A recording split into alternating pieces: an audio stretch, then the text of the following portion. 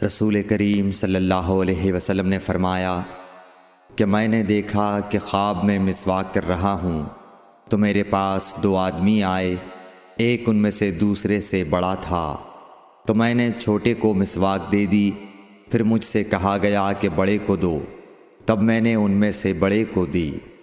صحیح بخاری حدیث نمبر 246۔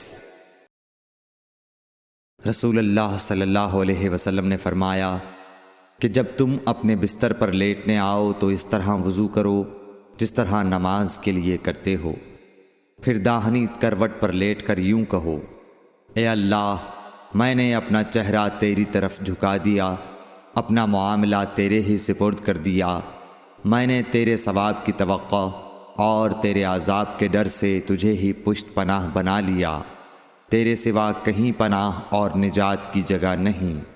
اے اللہ، جو کتاب تو نے نازل کی میں اس پر ایمان لایا، جو نبی تو نے بھیجا میں اس پر ایمان لایا، تو اگر اس حالت میں اسی رات مر گیا تو فطرت پر مرے گا۔ اور اس دعا کو سب باتوں کے آخر میں پڑھ۔ حضرت برا کہتے ہیں کہ میں نے رسول اللہ صلی اللہ علیہ وسلم کے سامنے اس دعا کو دوبارہ پڑھا۔ جب آمنت بکتابک الذی انزلت پر پہنچا تو میں نے ورسولک کا لفظ کہہ دیا۔ آپ نے فرمایا نہیں، یوں کہو ونبیک الذی ارسلت۔ صحیح بخاری حدیث نمبر 247۔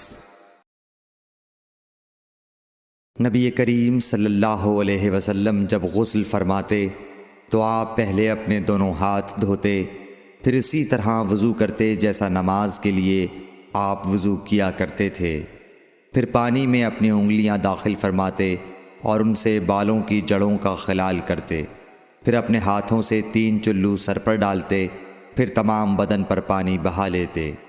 صحیح بخاری حدیث نمبر 248۔